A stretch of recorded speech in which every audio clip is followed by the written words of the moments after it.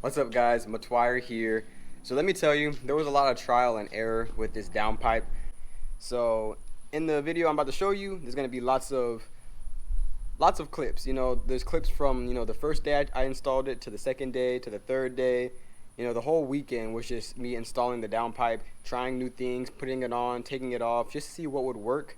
So there's a lot of different clips, but I finally got it done, and so here you guys go.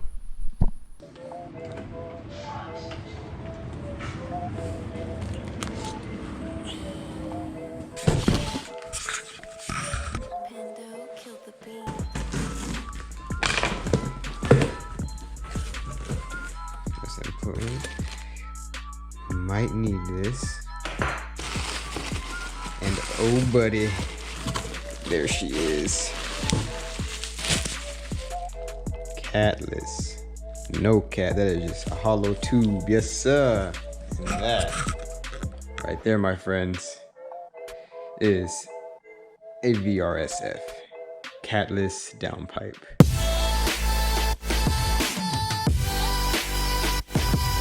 What's up guys, it's Matwire back here with another video, and today we're going to be installing the VRSF catless downpipe into the BMW F33. I do apologize, they're still doing construction around, so there's lots of background noise, but I'll try to do the best I can with blocking that out. So I know this has been a much anticipated video, and trust me, I've been very excited to do this, and I'm super excited to do it for you guys, so I can show you guys not only how to install it, but also what it sounds like afterwards. So obviously you're gonna start by jacking up the car. I'm going to do that, and then also I'm going to spray down all the bolts that I plan on removing with some WD-40. I'm gonna wait about an hour before I try working on it, just so that way the bolts come off a little easier than they normally would if you wouldn't have sprayed anything on them. All right guys, so like I said, you're gonna wanna get your car up on some jack stands. If you don't have jack stands, you can just use, like they sell those ramps, like the Rhino ramps. Might be a little more difficult for you to access your downpipe, but I've seen others do it on YouTube before, so it definitely is doable. Pretty much just get your vehicle up off the ground. So the first thing you're gonna wanna do is remove this engine cover right here. So it just pops up like that. Literally comes off just like that. And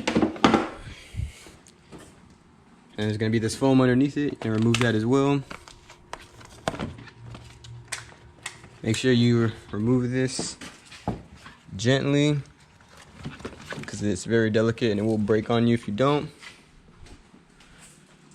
And then you're gonna remove the two sensors. All right, so you're gonna remove both these clips. There's one right here, I already removed it from the little housing, and then there's one right underneath it. So once you're done with that, once you unclip them, make sure just to push the wires down, because you're gonna need them. Obviously when you remove the downpipe, the O2 sensors are going to come with it, so you don't want to make sure they're attached. So when it comes to removing these sensors, actually unplugging them, what you're going to need to do is real tricky, but you see this gray tab right here? You're actually going to pull back on it towards yourself. You hear that click? I'll do it again so you can hear.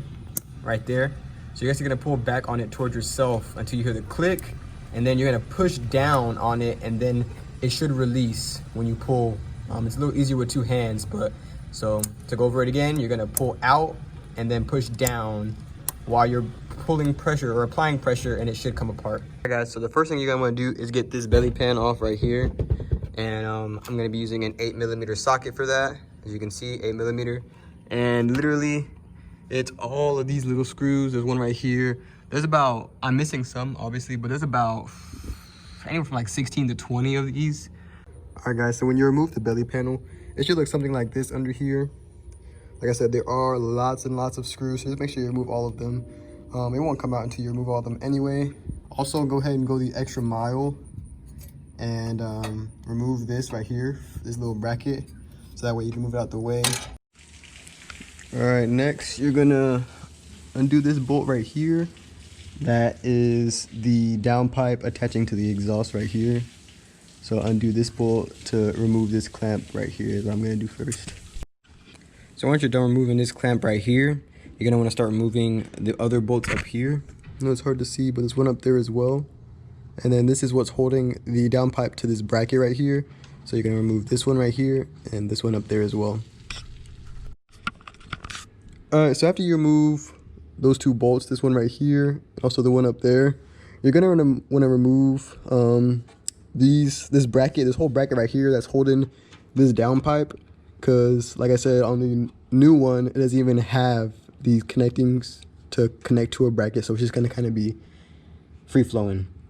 So remove this bracket and it'll give you a lot more room to work with. Back here, you'll see this exhaust hanger. There's one little screw right here, E-Torx on the other side as well. And then you can just unscrew those, and then this exhaust will kind of come down and give you more room to play with up here.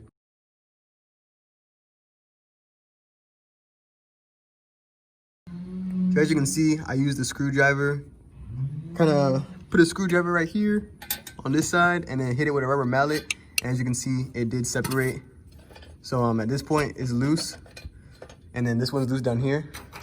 So what you're gonna do at this point is just kind of shimmy it out and it should come out. Or the new one's right there, the old one's out. And you can just see how restricted it is. That's crazy. And it's solid too as compared to this one. And it's just hollow, like nothing. So now, after you get that one out, you're going to have to change the sensors. So obviously you're going to put the sensors from here onto this one. Just kind of put it in the same orientation. So the gray one's going to go towards the top. The black one's going to go towards the middle. And then once you do that, you're just going to reinstall everything.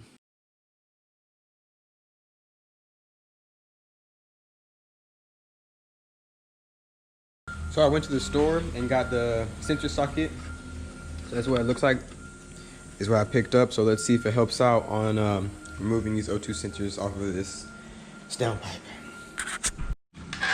Let me tell you guys, that was a hell of a lot easier getting it off. So yes, I do recommend an O2 sensor socket. It'll make your life a whole lot easier. So now what I'm gonna do, that the sensors are removed from the old one to the new one, is I'm gonna try to find a way to maybe tape these together and hook them up to a piece of string or something.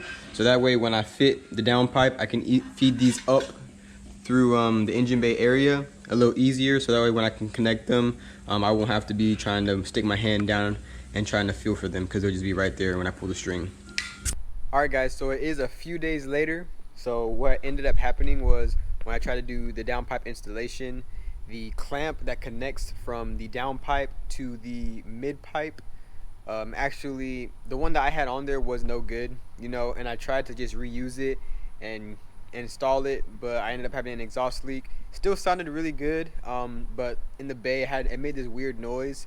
And I ended up contacting VRSF, and they confirmed that it was an exhaust leak. So I went ahead and bought another clamp. I had to go order one at the BMW dealership. They didn't have any in stock, so I had to wait a couple of days. But it finally came in, so I'm gonna redo everything, show you guys the process, and then when I get to the clamp portion, I'm gonna show you guys the clamp that I bought, and then give you guys the item number. So if you guys need to buy a clamp, which I would highly recommend doing, you guys can go ahead and do that. But without further ado, let's get right back into it. Alright y'all, so this is the new clamp that I just picked up. As you can see, it still has the teeth and everything in here, and it looks nothing like the old one. This is the one that was on there. So like I said, I really do recommend, if you are doing this, you get yourself a new clamp to connect from your mid pipe to your down pipe, because it will not seal correctly. Trust me, I know. It will not seal correctly if you do not have these little teeth in this fragile, kind of like aluminum feeling thing on the inside. So just make sure you have the new one. Kind of hard to see, but another thing to note, when you're taking off the downpipe, you want to make sure to remove this gasket. It's going to be right on here on the outer ring of the turbo. So this is the old gasket. I would definitely recommend replacing this. So when you order a new downpipe, order a new gasket. Next step, once you get the new gasket in there, I would say put the new clamp on here and just kind of let it hang. So that way when you're trying to fit the downpipe, you can kind of fit it in there, and that way the clamp's already on there, and you don't have to try to work your hand around the downpipe and try to put the clamp on while you're trying to fit it. So this way it's just a lot easier. So as you can see, the downpipe is in now. I'm gonna have to put that bolt right there, but like I said, look, I can literally let go and it's holding itself up at this point. So like I said, put the C-clamp on there first and then work it in there and then kind of try to tighten the C-clamp just a little bit, and then it'll hold itself in place. And so I'm gonna go ahead and put the bolt in there just to kind of hold it in place a little bit better, and then I'm gonna try to work this end, but I wouldn't tighten this one all the way yet until you work both ends, so that way you have a little bit more wiggle room to work. As you can see, I went ahead and just hand tightened this bolt right here so it stays in place, this V-band clamp. And this one, when you're doing this one, oh shit, when you're doing this one down here, you're gonna make sure that this bolt to the right is facing the passenger side. So make sure it goes in like that. So this little round portion right here is gonna go into the mid pipe. And then, like I said, bolt's gonna go towards the passenger side. So when you fit the downpipe into it, these teeth will kind of clamp down on it and tighten, so you'll get a good seal.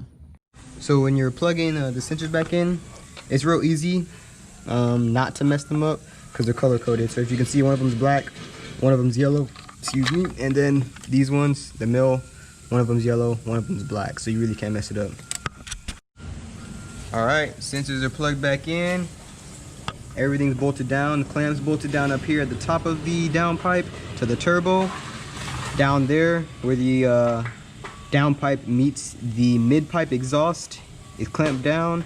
So everything's clamped down. So I'm just gonna start it up and then check for any leaks at all, and then we'll see how it goes. So let me just tell you the story. First, I installed the downpipe, all right? Thought I had installed it correctly and everything. Turns out I did, but we'll get to that later. So I started up, see what it sounds like. Sounds great. You know, the downpipe sounded great as a whole. Went on a drive, and then when I accelerated, I noticed this kind of like this scratching sound, and it sounded like this.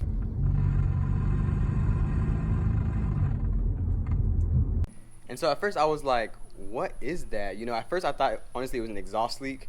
And so I was like, dang, like I must have not tightened one of the clamps tight enough. So I was like, you know, let me go to the BMW dealership, get a new one, do it right, so that way I have no exhaust leaks.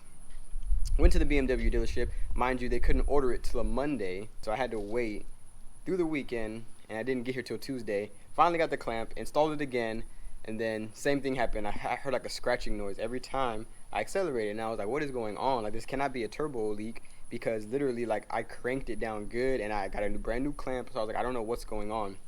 And so what it ended up being was my e-brake cable was rattling against my I guess my drive shaft every time I was accelerating. And so I ended up moving the e-brake cable out of the way, and so now it sounds great. So long story short, I probably never had to change the clamp in the first place. I probably installed it correctly the first time, but hey, better safe than sorry. And so now that you guys have watched me do the entire process of installing the downpipe, I'm going to take her out on a road and get some exhaust notes for you guys so you can hear what it sounds like.